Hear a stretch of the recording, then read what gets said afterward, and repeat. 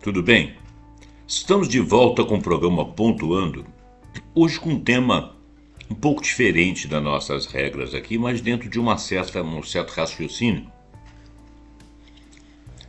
Nós vamos falar de dissonância estratégica. Você já ouviu falar de dissonância cognitiva?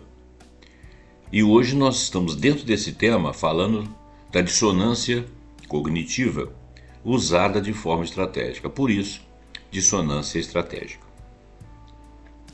A expressão dissonância estratégica é utilizada principalmente na geopolítica, na psicologia política, nos estudos estratégicos, para descrever a manipulação intencional das narrativas, informações ou crenças de um grupo dominante sobre as massas, visando garantir ou expandir o poder.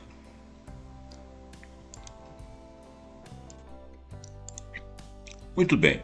Então, refere-se a um mecanismo sofisticado onde a elite produz contradições de maneira calculada para controlar comportamentos, opiniões e decisões da maioria. Quem é essa elite? São aqueles que estão no comando político. Então nós vamos falar sobre essas elites, vocês vão entender mais ou menos onde essas elites se encontram, parte a parte, grupos a grupos, países a países, regiões a regiões. Mas existe, obviamente, uma elite mundial aqui no Ocidente, assim como existe em outras partes do mundo, e ela se degladiu de alguma forma. Existe uma questão de querer ter hegemonia. Hegemonia política, hegemonia econômica, etc. Então, nós vamos falar de alguns especialistas mais relevantes, pessoas que estudam a dissonância estratégica. Por exemplo, Peter Pomerantsev, uma obra dele, Nothing is True and Everything is Possible, que é Nada é Verdade, Tudo é Possível. A outra publicação dele, This Not Propaganda, que é Isto Não é Propaganda. Qual que é a contribuição de Pomerantsev? Analista do fenômeno da desinformação e da manipulação das massas através de narrativas caóticas, o Pomerantsev descreve como regimes modernos, ele exemplifica aqui Rússia, China, nós poderíamos incluir aqui Estados Unidos, entre outros, criam uma realidade líquida onde a dissonância é usada para paralisar as ações coletivas. Olha bem, esse Peter Pomerantsev, eu não sei a nacionalidade dele, não sei se ele é um analista oriental, eu teria que pesquisar aqui, a gente pode ver isso aí, né? Mas, independente de qualquer coisa, algumas coisas que são ditas aqui no sul global, mas que têm origem no Ocidente, que é onde nós mais convivemos, pelo menos nós aqui no Brasil, a gente pode até ter certeza ou ter a noção de que é assim que rola. Coisas que venham lá da Rússia ou da China ou dos países asiáticos, nós temos pouca informação porque existe vamos dizer assim, quase que um afiliamento às políticas do Ocidente aqui no sul global, pelo menos na nossa parte aqui do sul global. Então, dificilmente nós saberemos se a Rússia e a China praticam realmente essa dissonância, mas eles vão exemplificar aqui, a gente vai concordar ou não, são leituras que eu estou fazendo. A Shoshana Zuboff, que é uma outra especialista, que escreveu The Age of Surveillance Capitalism, ou seja, a era do capitalismo de vigilância. Olha bem, essa daqui já está falando aqui do Ocidente. A contribuição dela, embora focada em tecnologia, ela revela como grandes empresas usam coleta de dados para produzir efeitos dissonantes sobre comportamentos sociais e políticos, gerando formas invisíveis de poder sobre a maioria. Ela não localiza quem são as grandes empresas, se elas estão aqui no Ocidente, onde elas estão. O PsyOps, escreve-se PSYOPS, a PsyOps são a Psychological Operations, e os especialistas em guerra híbrida. Operações psicológicas, ou PsyOp, o Psychological Operations, são um conjunto de táticas e ações que visam influenciar o comportamento, as atitudes e a percepção de um público-alvo específico, geralmente com objetivos militares ou políticos. Eu não sei quem está fazendo isso e quem são as pessoas, se são vários especialistas ou vários players no mundo que estão agindo dessa forma. Uma referência indireta, mas muito relevante: doutrinas de guerra híbrida inclui o uso estratégico da dissonância para destruir a coesão social e as populações-alvo. Exemplos clássicos. Ele diz aqui doutrina russa, mais uma vez, esse aqui está exemplificando como os russos, a guerra não linear, descrita por Valery Gerasimov, que é chamada Gerasimov Doctrine, né? Nós também não temos notícia de que isso aí é realidade, não vivemos isso, não estamos próximos lá, não somos lá do lado do Oriente. Ele fala também estratégias adotadas pela China no conceito de guerra de zona cinzenta e por agências como a Cambridge Analytica no Ocidente. Nós temos noção aqui da Cambridge Analytica no Ocidente. Não sabemos se a China pratica coisa similar lá pelos lados dela. Nós temos notícia aqui da Cambridge Analytica, que é uma empresa de consultoria política britânica que ficou conhecida por ter utilizado indevidamente dados de milhões de usuários no Facebook para influenciar campanhas eleitorais, incluindo a eleição presidencial do atual mandatário em segundo mandato dos Estados Unidos da América, e o referendo do Brexit no Reino Unido também foi influenciado por essa empresa. A empresa foi fundada em 2013 e encerrou suas operações em 2018, porque houve aquele escândalo de dados do Facebook Cambridge Analytica que foi avaliado, analisado e dito como tal. E nós tivemos essas notícias aqui em primeira mão. O quanto que disso aí foi verdadeiro, o quanto que foi manipulado, não temos condição de saber.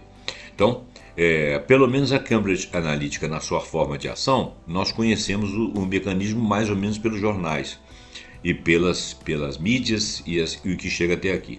Aquilo que fala da doutrina do Gerasimov e da doutrina lá do Psychological Operations a respeito da Rússia e da China, nós não temos noção de se eles militam também nesse campo, assim como aqui no Ocidente.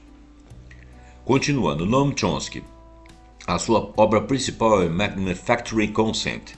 Essa obra é junto com Edward Herman e significa, essa palavra Manufacturing Consent, significa fabricação de consentimento. Qual que é a contribuição dessa obra? Embora clássico, continua atualizado nas suas análises sobre como as elites produzem dissonância e manipulação de opinião pública em democracias liberais. Então nós já estamos falando aqui do Ocidente especificamente. A fabricação de consentimento, o que é? A economia política da mídia de massa é um livro de 1988 escrito por Edward S. Herman e Noam Chomsky, que argumenta que os meios de comunicação de massa dos Estados Unidos da América funcionam como instituições ideológicas eficazes e poderosas, que desempenham um papel de propaganda de apoio ao sistema, utilizando as forças de mercado, suposições internalizadas e autocensura, sem a necessidade de uma coerção aberta sobre os indivíduos, através do que eles chamam de modelo de propaganda de comunicação. O título do livro deriva da frase A Fabricação do Consentimento, de Walter Lippmann, presente em sua obra Public Opinion, de 1922. O livro e o documentário de 1992, como o mesmo nome sugere, exploram a análise do capitalismo e da mídia de massa, com destaque para a obra de Chomsky e Herman, que foi escrita baseada na titulação e nos raciocínios, nas observações das atualidades, escrito em 1988, extremamente atual, se nós olharmos o que foi exemplificado, o que foi dito, o que foi escrito. O Noam Chomsky e o Edward Herman argumentam que a mídia corporativa opera como um mecanismo de propaganda que filtra informações de acordo com seus interesses ou interesses das elites que elas representam, as elites políticas e as elites econômicas. A dissonância então surge quando a narrativa oficial contradiz os fatos evidentes, mas é amplamente aceita devido ao controle midiático. Você vai bombardeando a cabeça das pessoas com a revelação de um fato e com uma interpretação associada a ele, e ainda que seja contraditório, e aquilo acaba aceito. Timothy Snyder, a obra The Road to Unfreedom, de 2018, e On Tyranny. O primeiro é O Caminho para a Não Liberdade, o segundo é Sobre a Tirania. Contribuição.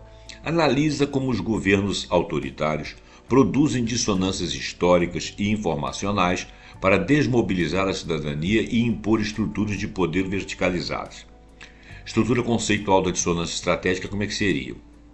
Primeiro, nós vamos falar de Festinger, que é a pessoa que estudou a dissonância cognitiva. Então, a dissonância cognitiva, pelo que Festinger falou, ela é aplicada em massa para criar desconforto e aceitação de narrativas contraditórias. Obviamente que essa ideia, essa forma de trabalho de manipulação de massas, ela pode existir tanto pelas elites aqui do Ocidente, olhando aqui do Sul global para o Ocidente, quanto do Oriente, regimes autoritários, regimes totalitaristas, como foram os regimes nazistas, como foram, de repente, os regimes da antiga União Soviética, o próprio regime da China, ou na atualidade, eu não sei, não posso garantir que isso ocorra no Oriente, mas posso garantir que isso, garantir não, eu posso avaliar, assim como você pode avaliar, que isso realmente existe, essa manipulação, até porque hoje em dia nós falamos abertamente nas ruas que as empresas de comunicação, a própria internet, manipulam nossas opiniões o tempo todo. A janela de Overton. Overton é uma pessoa, tá? Manipulação do que é aceitável ou impensável. Olha bem, a janela de Overton, ela é também conhecida como janela do discurso, é um conceito que descreve a gama de ideias aceitáveis. Um conceito que discute e descreve a gama de ideias aceitáveis para um debate público em um determinado momento. O que você pode falar? Até aqui eu posso ir. Dali para frente é tabu, não falo. Como é que eu vou dar minha notícia? Como é que eu vou colocar alguma coisa no meu pensamento? Ela representa o conjunto de opiniões e propostas políticas que são consideradas viáveis e aceitáveis para uma discussão e possível implementação pela sociedade em geral. O que for viável e aceitável, eles vão tentar fazer, né? Em outras palavras, a janela de Overton define quais ideias são consideradas dentro do espectro do politicamente aceitável e quais são vistas como extremas ou inaceitáveis. É claro que isso aí tem a ver com época. Numa determinada época, eles podem começar a introduzir certas coisas em que épocas depois sejam vistas naturalizadamente, né? Essa janela, né, é Windows, janela, é móvel e muda com o tempo, conforme eu acabei de falar, refletindo as mudanças na opinião pública e nas normas sociais. Inclusive, muitas dessas opiniões mudam com o tempo, com o próprio trabalho dessa janela. Aquilo que é viável, até onde eu posso ir, eu vou aí, depois eu vou mais um pouquinho, agora eu já posso ir até aqui, até onde que eu posso ir, eu só posso ir até aqui, depois eu amplio esse espaço, até que eu consigo que as ideias sejam aceitas na demanda do tempo, de acordo com aquilo que as elites, seja de que sistema for, trabalham. Pode ser útil, olha bem, entender a janela de Overton pode ser útil para compreender como as ideias são introduzidas e aceitas nas sociedades. Pode ser útil também para analisar como os políticos e os outros setores sociais moldam o discurso público, né? Colocam ele num formato para influenciar a opinião pública.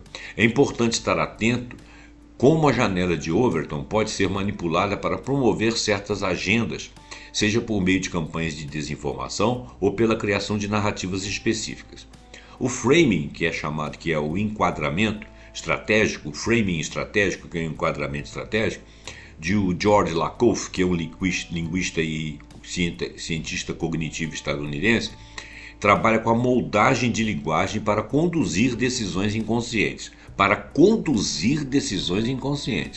É uma moldagem de linguagem para conduzir decisões inconscientes. A psicopolítica de Byung-Chul Han é um outro estudo, versa sobre a internalização voluntária do poder pelas massas sobre os estímulos contraditórios. Esses autores, a maioria deles, não prega, eles estudam o que nós estamos falando. Então, o George Lakoff é um linguista, ele estudou a modelagem de linguagem para introduzir decisões, assim como o Overton fez um estudo sobre a janela que ele criou, a ideia da compreensão das ideias introduzidas na sociedade, assim como o Chomsky, assim como o Snyder, assim como o outro que eu esqueci o nome dele, a Shoshana Zuboff, o Peter Pomerantsev. De repente esse aí é o único desses aqui que eu realmente não conheço. Mas continuando. Então, em outras palavras, a janela de Overton define quais ideias são consideradas dentro de um espectro politicamente aceitável e quais são vistas como extremas ou inaceitáveis. O framing é modelagem de linguagem, quer dizer, aquilo que o Overton trabalha com as ideias a serem colocadas dentro de um certo limite, o outro tenta modelar a linguagem para conduzir coisas que seriam decisões inconscientes, mas que sejam viáveis e aceitáveis dentro daquela janela de oportunidade. E o Bill Churran faz o estudo de como que existe a internalização voluntária do poder das massas pelos estímulos contraditórios, tomada a partir das decisões inconscientes no estudo de Lakoff, dentro das janelas de oportunidade de Overton. Então, esses autores eles estudam, cada um pelo seu modo de ver as coisas, como o sistema trabalha, como que se dá essa dissonância estratégica para que você chegue a falar de coisas que as pessoas não entendem, não concordam ou veem de outra forma, mas que passam a ver de uma forma aceitável porque estão trabalhadas estrategicamente. Então, a manipulação intencional das narrativas, com vários enfoques, para controlar massas e para chegar ao poder. Então, a dissonância cognitiva dentro da psicologia é uma teoria de dissonância, do fast thinking, incoerência como tática, geração de desconforto. Quando isso acontece, quer dizer, é uma avaliação da psicologia. Na informacional, na mídia, é feita através de fake news, narrativas polarizadas, redefinição daquilo que seria a verdade, né? Por isso que nós estamos falando muito de pós-verdade, e o framing estratégico, ou seja, o enquadramento das formas de trazer as notícias dentro de um modelo estratégico com linguagem específica e dentro de uma janela, né?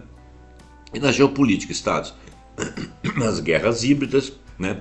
Quando você usa mais de um poder de Estado, além do militar, para poder vencer uma guerra, subversão da cultura, ou seja, tradução de certos signos culturais como coisas não relevantes ou relevantes, dependendo daquilo que as elites financeiras, culturais e até militares e governamentais precisam, ataques psicológicos, né? E a doutrina Gerasimov. Muito bem, exemplos históricos e atuais. Eles falam aqui, primeiro que ele fala aqui é a doutrina Gerasimov, as guerras de narrativa, crise de percepção interna e externa, que eles falam dentro da Rússia. Caso real, durante a anexação da Crimeia, a Rússia produziu notícias falsas de massacre de russos étnicos para justificar a intervenção. Eu não tenho certeza que as notícias eram falsas. Agora, a Crimeia, ela pertencia à Rússia, e depois o Khrushchev, logo depois da Segunda Guerra Mundial, doou a Crimeia para a Ucrânia, e o Khrushchev ele era ucraniano, né? E por algum motivo lá ele resolveu passar e tal. Só que tem que na Crimeia nós temos o porto de Sebastopol, que dá acesso à produção da Rússia para dois mares diferentes que vão chegar a sua produção até os outros países. É um caminho mais curto, um caminho razoável. Então esse porto de Sebastopol é um porto importante. Quando houve em 2014 o governo que era simpático aos russos caiu, em função de não querer ser um país ligado, associado à Europa e, portanto, com o governo nas costas para a Rússia, quando esse governo caiu, o trabalho dos russos de chegarem até a Crimeia se tornou maior e eles não tinham acesso. Então, eles foram lá para dentro, fizeram um plebiscito e perguntaram: você quer ser russo ou quer ser ucraniano? Segundo palavras da mídia, pelo menos da mídia deles, lá 95% disse que queria ser russo e a Crimeia passou a ser coordenada pela Rússia. Mas porque ela tinha uma necessidade estratégica ali dentro. E essa necessidade estratégica você pode raciocinar de duas formas. Um queria impedir que o outro chegasse lá para enfraquecer o Estado russo, e o russo queria não ter esse impedimento. Então ele fez um movimento. Esse movimento, eles estão dizendo aqui que foi feito através de guerra de narrativas. Eu não tenho certeza disso, tá? Eu conheço o fato histórico, mas não tenho certeza. Por outro lado, o Ocidente omite que houve apoio à troca do governo da Ucrânia por uma revolução anti-Rússia. Isso é verdade, para um governo desafeto de Moscou. E a constante ameaça de a Ucrânia entrar para a OTAN provoca na Rússia uma sensação de necessidade de se autoproteger, pois ela entende que a sua sobrevivência estaria ameaçada, uma vez que o russo continua sendo visto como inimigo pelo Ocidente, entre aspas, Europa principalmente.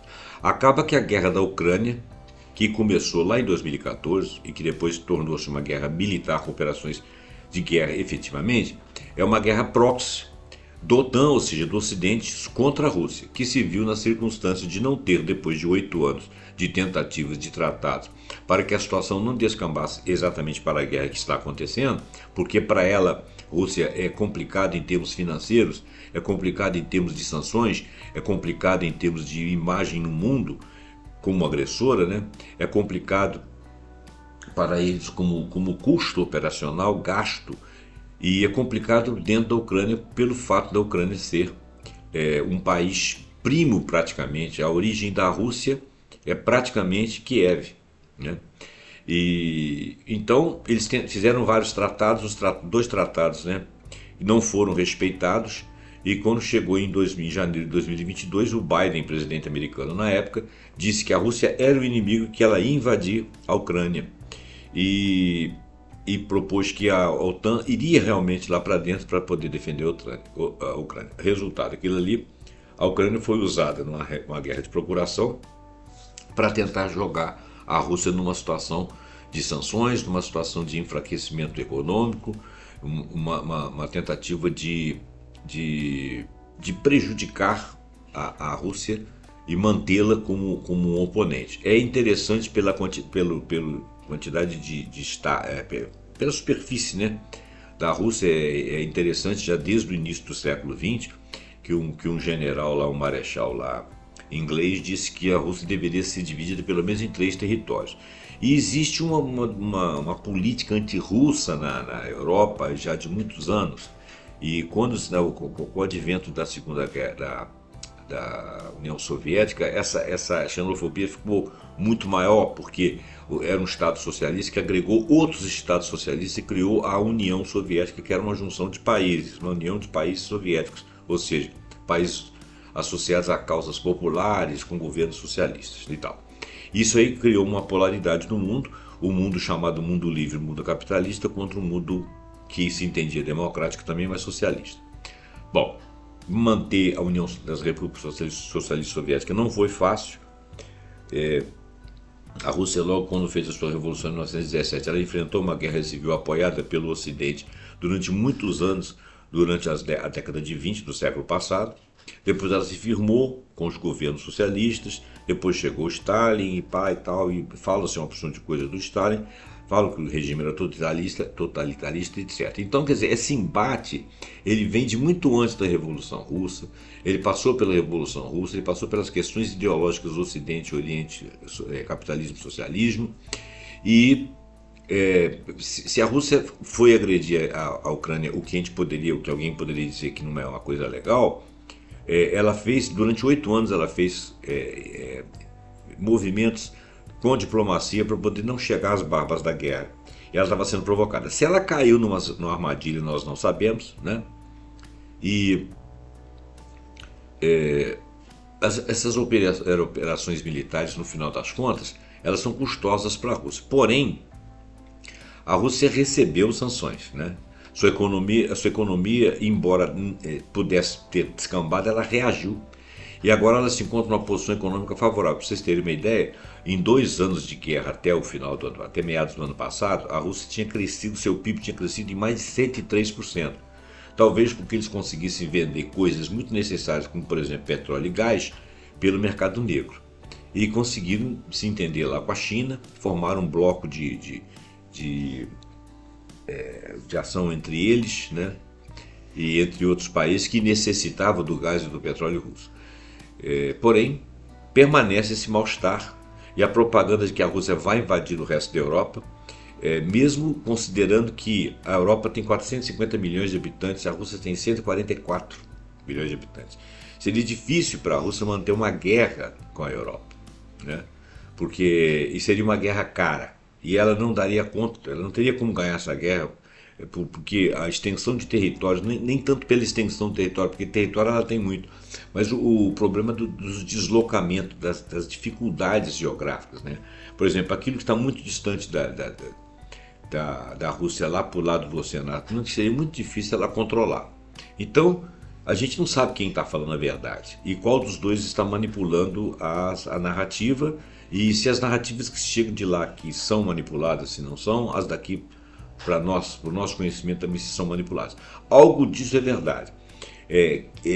Não podemos raciocinar aqui com mocinho e bandido, né? Por exemplo, a região de Donbás. A região de Donbás é um polo industrial e mineiro do sudeste da Ucrânia, é um dos epicentros da disputa histórica entre Ucrânia e Rússia, mas nunca chegaram às barbas das guerras. Um fator importante nessa disputa são as suas riquezas minerais, que incluem carvão, ferro, manganês, terras raras, né, que até o mandatário lá do norte quis que fosse negociado em favor do pagamento das armas fornecidas pelos Estados Unidos durante esses últimos 2 anos de guerra aí, né? E era uma barganha que eles estavam fazendo lá.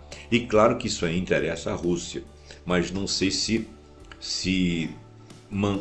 Donbás era atacado com a maioria russa lá dentro, ou se existia o interesse russo histórico e Donbás simplesmente era trabalhar de forma a ser anti-russo para dificultar o acesso da Rússia aos minérios.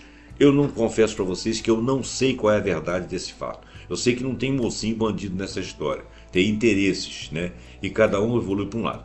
Se pegou mal para a Rússia, o Putin, estrategicamente atacar a Ucrânia, porque pegou mal para o mundo, que realmente a Rússia é lobo mal tal, eu acho que o Estado-Maior russo e o Estado Profundo russo não se importou com isso. Foram pragmáticos, foram lá e fizeram o que tinham que fazer. Eles só tentaram diminuir a morte de civis para que não se crie um ódio muito grande com relação aos russos, que são seus primos, né? São praticamente seus irmãos. O que rola? A Ucrânia perdeu infraestrutura, já vinha perdendo, já estava com o PIB majorado, o PIB diminuído, dívidas quase 94% de seus PIB. Então a Ucrânia já estava perigando, e agora a coisa ficou muito pior, porque além de tudo agora ela tem feridos e tem soldados feridos, soldados mutilados. Então essa raiva aí é um desgaste para o russo, né? E eu confesso que não consigo opinar sobre isso. Esses são os fatos do pouco que eu conheço. No final, a Rússia vê Donbás como uma zona de segurança, minimamente. Por quê? Porque ela faz um colchão de proteção ali do sudeste da Ucrânia, um colchão de proteção para você chegar para dentro da Rússia propriamente dita, né? Então é interessante por esse prisma que o Donbás faça parte da Rússia. Pelo outro prisma, pelas suas riquezas, que são disputadas pelo Ocidente também. Então ali existem interesses. Claro que a preocupação da Rússia com a expansão da OTAN, a presença de forças hostis perto de suas fronteiras, então o Donbás seria uma proteção com isso. Distanciaria uma fronteira possível não controlada pelos russos, de uma fronteira dos russos com o Estado russo intermediário, que seria o Donbás. Muito bem, que agrega 2 regiões. A anexação de partes do Donbás e a tentativa de controlar toda a região são vistas pela Rússia como uma forma de se proteger e seus interesses de segurança militar e afirmar sua influência. Até porque ela quer ter influência ali, aquilo ali historicamente é vista como um ponto estratégico para eles, e existe uma ligação Ucrânia-Rússia de séculos, né? Então, essa é a história. Agora, o que é manipulado dessa história? Nós estamos falando de dissonância estratégica, né? Quer dizer, muito do que eu estou falando aqui, possivelmente são notícias que chegaram lá manipuladas, tanto de um lado quanto do outro. Como que a gente vai saber se isso é verdade? Então a gente precisa ter um conhecimento histórico mais aprofundado para poder não se vender, não comprar qualquer coisa que venha pelas mídias. No caso da China, guerra de informação invisível, segundo eles, segundo esse estudo aqui, controle total da narrativa via censura interna e manipulação externa via bots e redes sociais. Não sei se isso é verdade. Possivelmente sim. É um governo centrado, é um governo... Mas os chineses historicamente gostam de governos fortes, né? É um governo que interfere na vida do cidadão, que diz para ele para qual cidade ele pode ir, qual que ele não pode. O quanto que isso é ruim, o quanto que isso é bom, o quanto que isso é visto como mal, o quanto que isso resolve problemas, o quanto que isso cria problemas. Então, você pode olhar pelo lado da não ter liberdade, você pode olhar pelo lado também do indivíduo ele mudar de cidade e criar inchaço numa outra cidade, gerar favela, o governo não permite, então ele tenta conservar aquele camarada no local onde ele está, dar uma condição melhor para ele. Isso é legal, isso é bacana, isso é socialismo, isso é capitalismo de Estado, o que é isso? Nós não temos essas noções, nós temos que viver lá, concordar ou discordar e verificar os fatos. Mas aqui está dizendo que ela faz guerra de informações. Eu acredito que haja informação da maneira como o governo quer que você receba. Eu acho que a maioria dos governos trabalham muito isso aí. O marketing do governo, a forma de falar sobre uma coisa, algo que alguém decidiu, foi votado a favor daquele alguém e que não necessariamente ajuda a população, muitas vezes é traduzido como um adianto, como uma inevitabilidade, como algo que vai fazer bem lá na frente. E isso é manipulação. Não sei se eles praticam isso também, né? Dissonância estratégica, então, é cultivar a ideia de um mundo multipolar pacífico. Segundo esse autor aqui, ele está dizendo que a China fala de um mundo multipolar pacífico enquanto ela realiza coerção no Mar do Sul da China. O Mar do Sul da China é um outro ponto importante também, que é onde ela escoa a produção dela. E ali ela tem Taiwan, que o Ocidente investe na inimizade possível entre Taiwan e China, entre outros países ali que disputam espaço, como por exemplo a Indonésia, que disputa o espaço das suas mercadorias. Então ali é um ponto de tensão que é influenciado para que permaneça tenso pelo Ocidente. Então é lícito raciocinar que o chinês ele vai realizar coerção ali, vai criar ilhas de proteção militar, porque ele teme ser atacado, porque ele teme ser atacado no escoamento de sua produção. A China ela não tem ideias militaristas, ela prefere investir em ganhos, né? Realizar coerção parece que foi um pouco aqui meio manipulado também. O cara está falando de manipulação, mas ele está manipulando, mas eu não tenho certeza, a gente teria que estudar. A fonte disso aí é do Long Game, de um tal de Rush Doshi. Eu fiz uma pesquisa sobre isso aqui na IA, e a IA diz para mim que Rush Doshi nunca falou sobre isso aí, mas que existe o título do livro The Long Game, o jogo longo, né? Agora, Estados Unidos, o ciclo de consentimento manufaturado, que seria a tese do Noam Chomsky. Desde a Guerra Fria, ela utiliza mídia e think tanks para construir inimigos públicos, uma coisa que os nazistas fizeram também. A gente sabe que na atualidade nós estamos vivendo isso aí, né? O mandatário lá do norte elege os imigrantes como sendo o grande pecado da América, os que atrapalham a América, isso é a eleição de um bode expiatório, né? Então, os think tanks, na realidade, são organizações que se dedicam a pesquisa e análise de políticas públicas, gerando conhecimento e recomendações para governos e outros atores sociais. Claro que eles podem fazer isso com a ideia de burlar leis,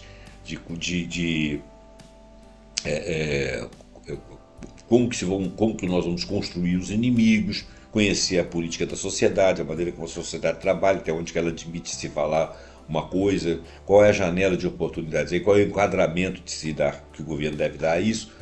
Então, funciona como uma ponte entre o conhecimento acadêmico e a formulação de políticas essas que podem ser mal intencionadas, né? Então, esses são think tanks, eles são organizações que vivem da pesquisa e do conhecimento de políticas públicas ou políticas do Estado. Exemplo, a justificativa da guerra do Iraque. O Iraque, por exemplo, os think tanks lá dos Estados Unidos disseram que o Iraque tinha fabricação de armas de destruição em massa. Veja bem, o Iraque não tinha. Mas você está aceitando isso como premissa? Não, porque o próprio Congresso americano tem dentro da sua biblioteca lá documentos que dizem que realmente não tinha e que aquilo ali foi coordenado daquela forma porque eles queriam chegar até o Iraque. O Iraque ele já havia discussão de invadir o Iraque desde 98. Mas aí eles usaram aquela coisa da destruição em massa. Saddam Hussein era um ditador sanguinário que matou fulanos e beltranos, inclusive os dois, acho que genro, não sei se genro ou cunhados deles e tal. É possível que seja verdade? É possível. Como é que nós vamos saber? Nós não temos como saber, exceto se você for lá para dentro, conversar com o cidadão comum. Eu sei que o Iraque foi destruído. Eu sei que o Iraque tem uma das maiores bacias de petróleo do mundo, né? Então, fica difícil você saber quem está manipulando. Eu acredito que haja manipulação aqui, mas haja de lá para cá também. Porque dizem que a primeira coisa numa guerra, e a gente está sempre em guerra, está sempre em contendas com esses países citados, mas todas as vezes que a primeira coisa que acontece numa guerra, quem morre primeiro é a verdade. Esse é um dado antigo aí, até meio pisado, já tão falado. Bom, então a dissonância invoca uma defesa da democracia enquanto se promove uma guerra preventiva. Quer dizer, eu vou invadir o camarada lá dizendo que eu vou lá para resolver o problema da democracia. Olha, por que eu não faço isso com outros países do mundo que são ditaduras explícitas? Por que eu estou fazendo ali? Porque é uma desculpa. Mas a pessoa está recebendo essa notícia em casa, ela tem aquela dissonância, ela acaba aceitando aquilo que é uma coisa que fere a razão dela. É assim que funciona a dissonância estratégica. Mídia corporativa ocidental. Fenômeno: criação artificial de polarizações políticas, crise de identidade cultural e guerras culturais. Exemplo: cobertura seletiva dos conflitos, né?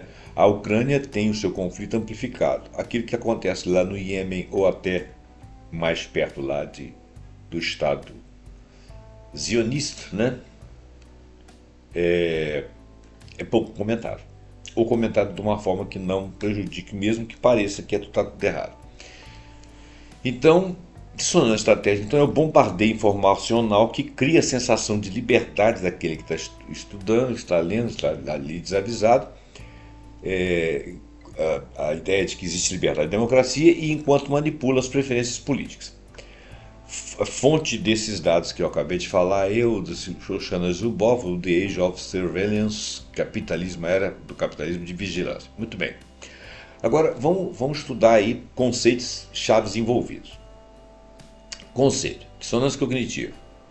Incomodar a mente até ela aceitar narrativas absurdas.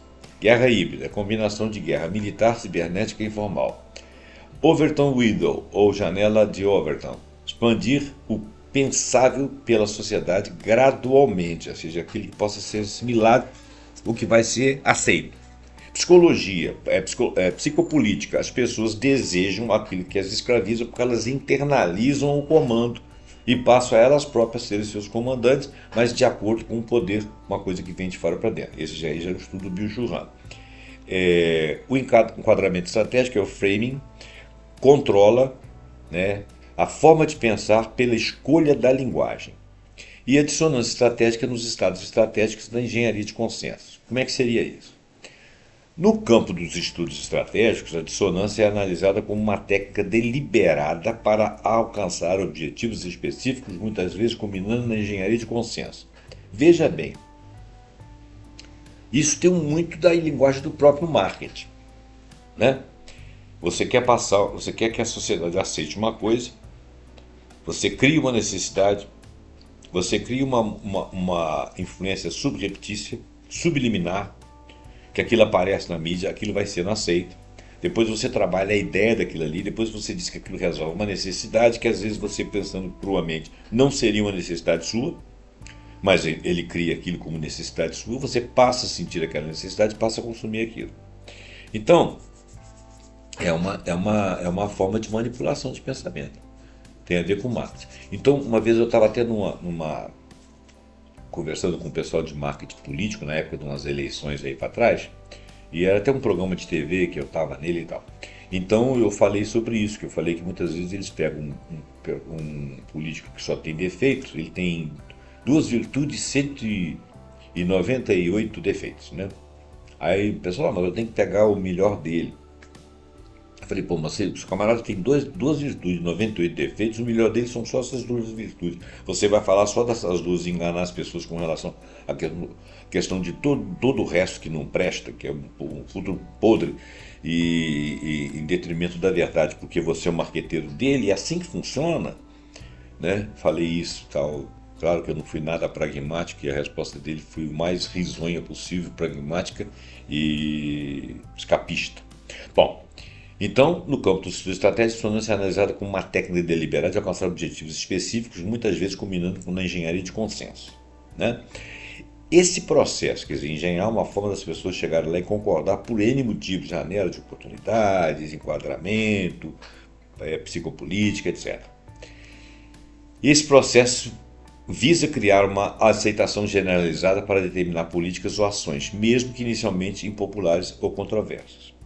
As táticas incluem manipulação de pesquisa de opinião, divulgação seletiva de dados ou condução de pesquisas enviesadas para criar ilusão de apoio político, criação de especialistas alinhados, promoção de figuras que validam a narrativa dominante, apresentando-se como fontes imparciais e fontes que têm autoridade, isso é verdade. Uso de influenciadores nas redes sociais, aqueles caras que têm zilhões de visualizações, chegar lá e dar um jabá pro cara e falar, ó, você tem que falar aí a favor disso, colocar essa ideia em voga e tal. Então, a disseminação coordenada das mensagens através de perfis daqueles influencers para atingir um público sempre mais amplo e principalmente diverso, né? O papel da mídia na propagação da dissonância estratégica. A mídia, em suas diversas plataformas, é o principal vetor para a difusão da dissonância, seja por alinhamento ideológico, seja por pressão política, interesses econômicos ou até mesmo por falta de recursos para a verificação de fatos. Veículos de comunicação podem se tornar instrumentos para a disseminação de narrativas seletivas. Polarização política. A mídia contemporânea, especialmente em contextos de alta polarização, contribui para a dissonância ao criar bolhas de informação, onde diferentes canais de notícia atendem a audiências específicas e você só ouve aquilo que você quer ouvir e o outro só ouve aquilo que ele quer ouvir, né? Então, polariza a população, coloca cada um num campo, cada um defendendo seu filtro, vamos dizer, seu filtro de ideias. Isso reforça crenças pré-existentes e dificulta o acesso a informações contraditórias, aprofundando o abismo entre percepções de realidade e a realidade. Fake news e desinformações online. A ascensão das redes sociais e plataformas digitais intensificou drasticamente a propagação da dissonância estratégica. Narrativas fabricadas ou podem se espalhar rapidamente, atingir um público massivo, muitas vezes sem qualquer filtro. Ou verificação de fatos, que alguém vá lá e verifique os fatos. Algoritmos de recuperação podem exacerbar esse problema. Desculpa, eu acho que eu li errado aqui. Narrativas fabricadas podem espalhar rapidamente, atingir um público massivo, muitas vezes sem qualquer filtro ou verificação. Algoritmos de recomendação podem exacerbar esse problema ao priorizar conteúdos que confirmam vieses, criando camadas de eco informacionais. Muito bem. Agora nós vamos para a última parte desse estudo, que é da dissonância estratégica da geopolítica contemporânea. Como as elites manipulam as maiorias. Veja bem, eu vou deixar esse tema, a dissonância estratégica na geopolítica contemporânea, para um segundo programa, porque esse programa já ficou um pouco grande. Eu agradeço a sua estada aqui. Vamos caminhando para a segunda parte com a mesma ideia de dissonância estratégica. Espero que você tenha gostado. Deixe seu like, compartilhe, assine o nosso canal e, principalmente, se você puder, deixe um comentário, porque o comentário me ajuda a mostrar que existe engajamento. E até o próximo programa, pontuando com algum assunto que nós acharmos muito interessante. Até lá.